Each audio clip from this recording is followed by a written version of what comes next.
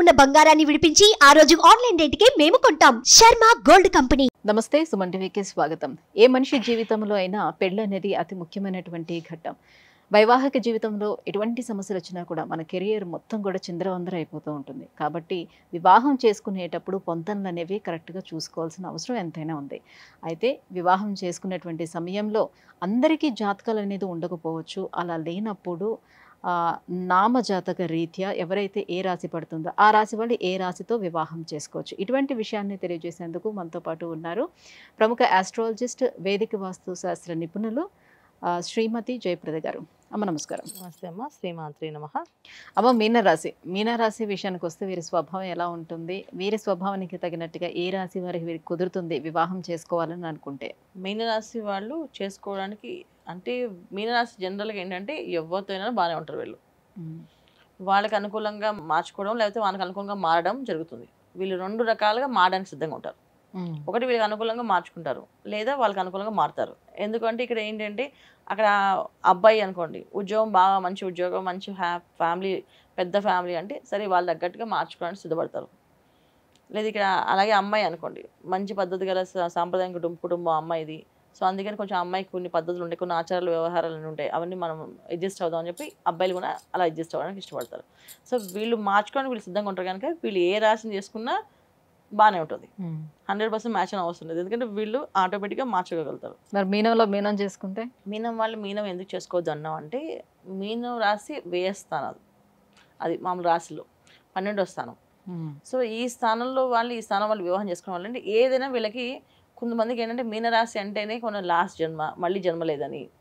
So మీనరాశి పుట్టిన వాళ్ళు ఒక అదృష్టవంతులని, మీనరాశి అంటేనే ఒక కర్మని పరిపక్వతం చేసుకోవడానికి వచ్చిందని, ఇలాంటివి అన్నీ ఉన్నాయి కాంబినేషన్స్. సో ఇద్దరు అదే తత్వం ఉన్నాం అనుకో, ఇద్దరు ఒకే ఆలోచనలో ఉన్నవాళ్ళు కొంచెం ఇబ్బందులు, అనారోగ్య సమస్యలు ఎక్కువగా ఫేస్ చేస్తారు.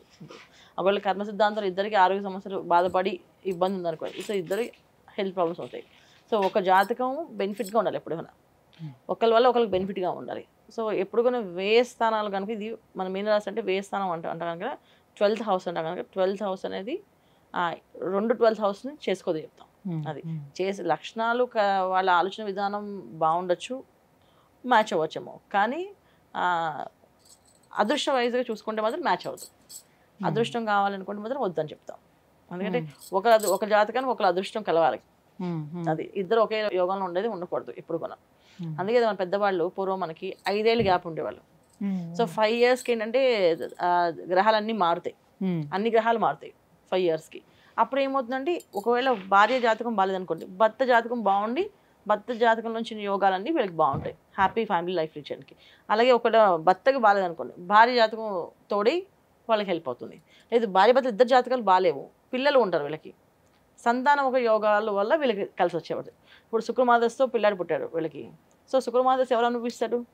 సో పిల్లాడికి అనుభవించాలి. పిల్లాడు ఎలా అనుభవించాలి? సో పిల్లాడికి కావాల్సిన కంఫర్ట్స్ అన్నీ ఇవ్వాలి. కంఫర్ట్స్ అన్నీ ఎలా ఇస్తారు? తల్లిదండ్రులకి ఇస్తారు, అంతే కదా. సో తల్లిదండ్రులు వచ్చే అదృష్ట యోగాలని వాళ్ళు తల్లిదండ్రులు అనుభవిస్తారు. చిన్నప్పుడు 20 years శుక్రమహాదశ అయిపోతుంది. పర్ణ నక్షత్రం కానీ పూర్వఫల నక్షత్రం కానీ పుట్టారంటే పిల్లలు, పూర్వష నక్షత్రం శుక్రమహాదశ అంతా తల్లిదండ్రులకి వస్తుంది, వాళ్ళకే ఉండదు. సో చిన్నప్పుడు వాళ్ళు శుక్రమహాదశ అయిపోతుంది. ఇలాంటి దశలో ఉన్న వాళ్ళకి మీన రాశితో కాకుండా వేరే రాశితో చేస్తే కొంచెం వీళ్ళకి వాళ్ళకి కలిసి కంఫర్ట్గా బాగుంటుంది లైఫ్ అని చెప్పి చేస్తామట. అందుకని మీనరాశి వాళ్ళు చేసుకోవద్దు అని చెప్తాం. సో ఇంకే రాశులతో చేసుకోవద్దు.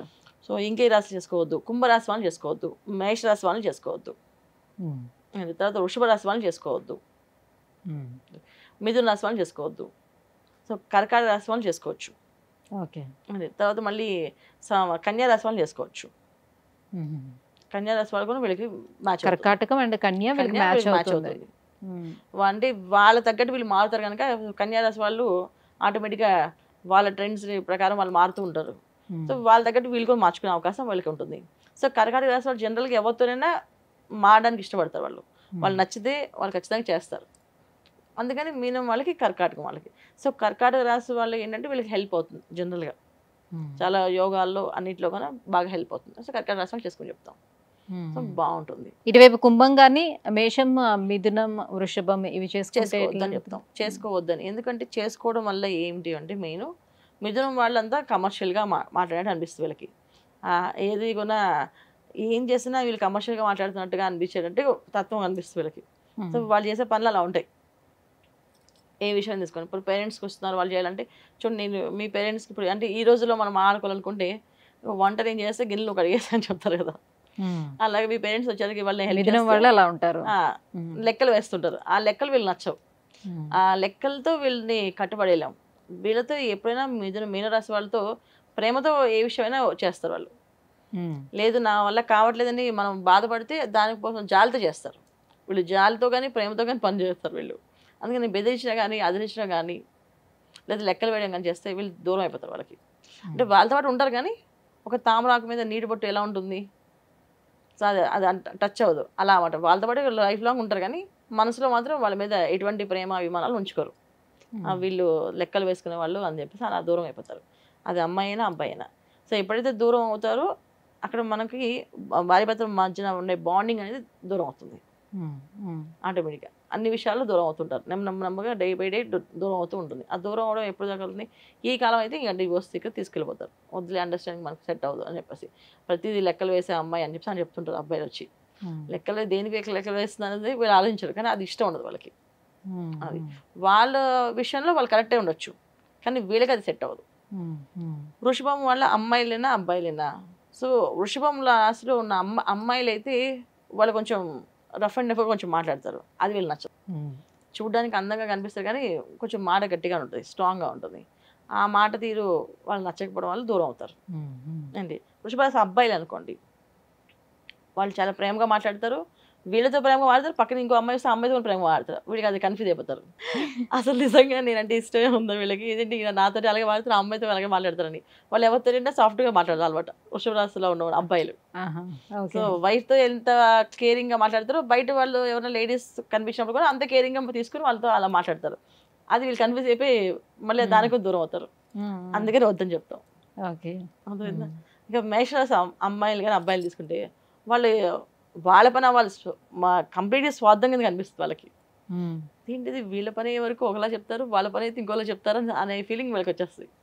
సో వీళ్ళు సెన్సిటివ్ కాబట్టి బేసిక్ గా మీనరాశి వాళ్ళు చాలా సెన్సిటివ్ గా ఉంటారు. సెన్సిటివ్ అని కాదు కానీ మహా తెలివైన వాళ్ళే, సెన్సిటివ్ అని అనుకోలేదు. కాకపోతే వాళ్ళ ఆ తెలివితేటలు ఏంటంటే ఎదుటి వాళ్ళకి అనుకూలంగా మారుస్తారు. ఆ తెలివితేటలు వాళ్ళు వ్యాపారం చేద్దామనో, ఆ తెలివితేటలు మేము ఏదో ఎదుటి వాళ్ళని స్టడీ చేద్దామని అనుకోరు. వాళ్ళకి ఎంతవరకు హెల్ప్ చేయగలము అనే ఆలోచనని వీళ్ళు మార్చుకోగలరు, సిద్ధంగా ఉంటారు అంతే. తెలివితేటలు ఉన్నాయి కానీ తెలివితేటలు చూపించరు వాళ్ళు. వాళ్ళ తెలివిని ఏం చేస్తారంటే అక్కడ జాలి చూపించే వాళ్ళ పరిస్థితి వస్తే సరే జాలి పడతారు, అక్కడ ప్రేమ చూపించే పరిస్థితి ప్రేమగా మాట్లాడడం ఇష్టపడతారు, అక్కడ గౌరవం ఇవ్వాలనుకుంటే గౌరవం ఇస్తారు. సో ఇక్కడ నా వైఫ్కి రెస్పెక్ట్ చాలా ఇంపార్టెంట్ దానికి అనుకుంటే వీళ్ళు ఆ గౌరవంగా తనకి ఇవ్వడానికి ఎప్పుడు తగ్గకుండా చేస్తారు. అలాగే తనకి ఎక్కువ జాలి అంటే చాలా ఇష్టం అనుకుంటే జాలి పడడానికి ఇష్టపడతారు. ఇలాగే ఇష్టపడతారు తప్ప లెక్కలు వేసినా, రఫ్ అండ్ రఫ్గా మాట్లాడినా, లేకపోతే ఒకే విధంగా ప్రవర్తించినా నచ్చదు. అది కొంచెం వీళ్ళకి భయాన్ని ఆందోళన కలిగించి దూరం అయిపోతారు, మనసులో దూరం అయిపోతారు, బయట శరీరంగా దూరం అవరు. సో మీనరాశి వాళ్ళు డివోర్స్ తీసుకోవడానికి చాలా తక్కువ మంది. సో మానసికంగా వాళ్ళు దూరంగా ఉంటారు, శారీరకంగా దగ్గర ఉన్న వాళ్ళు మానసికంగా దూరంగా ఉండి వాళ్ళు మాకు అక్కర్లేదు డైవోర్స్ వరకు వెళ్ళరు. కాదు ఆ అండర్స్టాండింగ్తో వద్దు మీకు నాకు మ్యాచ్ అవ్వట్లేదు, మీ పనులు మీరు చేసుకోండి, నేను మిమ్మల్ని డిస్టర్బ్ చేయను, నా పని నేను చేసుకుని అని చెప్పేస్తారు. మొహమాటం లేకుండా మొహమే చెప్పేస్తారు అనమాట. సో అలా ఉంటుంది కనుక చేసుకోవద్దని చెప్తాం. సో అందుకని ఇన్ని లక్షణాలు అంటే ఇవన్నీ అనాలిసిస్ చేస్తే మనకు అర్థమవుతుంది ఎందుకు చేసుకోవద్దు అన్నారు అనేసి. సో పూర్వం ఏంటంటే డేట్ ఆఫ్ బర్త్ కాంబినేషన్ ఉండేది, టైమ్ ఆఫ్ బర్త్ ఉండేది కనుక ఆ లగ్నాలు లెక్క వేసుకొని చేసుకోవద్దు, ఇలా కలిస్తే ఇలా ఉంటుంది. వాళ్ళంతా చేసే జాతక అనాలిసిస్ ఏంటంటే ఆరోగ్యపరంగా బాగుండాలి, ఆర్థిక పరంగా బాగుండాలి, పిల్లల సంతానం బాగుండాలి వీళ్ళకి. సో వీళ్ళిద్దరు దాంపత్య సుఖం, సంతోషం, సౌఖ్యం వీళ్ళన్నీ బాగుండాలి, వీళ్ళకి దినదిన అభివృద్ధిలో ఉండాలి అని దాన్ని మాత్రం పొంతన వేశారు. కానీ మనస్తత్వాలు లెక్కలని ఇవాళ మనం లెక్కేసుకోవాలి. ఎందుకంటే ఈ కాలంలో అందరూ కనుక సమానత్వం వచ్చేసి భార్యాభర్తలు ఇద్దరు సమానంగా ఉద్యోగాలు చేస్తున్నారు కనుక ఇద్దరు ఆలోచనలు డిఫరెంట్గా ఉంటాయి కనుక మ్యాచ్ అయితే హ్యాపీ లైఫ్. మ్యాచ్ అయిపోతే తిని వేరే వాళ్ళతో మాట్లాడుతుంది, అతను వేరే వాళ్ళతో మాట్లాడుకుంటారు, షేర్ చేసుకుంటారు, వీళ్ళిద్దరు షేర్ చేసుకోరు. అందుకని చూసుకోవాలి. సో అమ్మ మీన రాశి వారికి, సో ఏ రాశి వారితోటి వారికి పొంతన బాగుంటుంది, ఎవరితోటి వివాహం చేసుకుంటే బాగుంటుంది, ఈ విషయాలన్నీ ఇంత క్లారిటీగా తెలియజేసినందుకు ధన్యవాదాలు. నమస్తే అమ్మా, శ్రీమాత్రే నమః. సుమన్ టీవీలో మీ పర్సనల్ అండ్ బిజినెస్ ప్రమోషన్స్ కోసం కింది నెంబర్కి కాంటాక్ట్ చేయండి.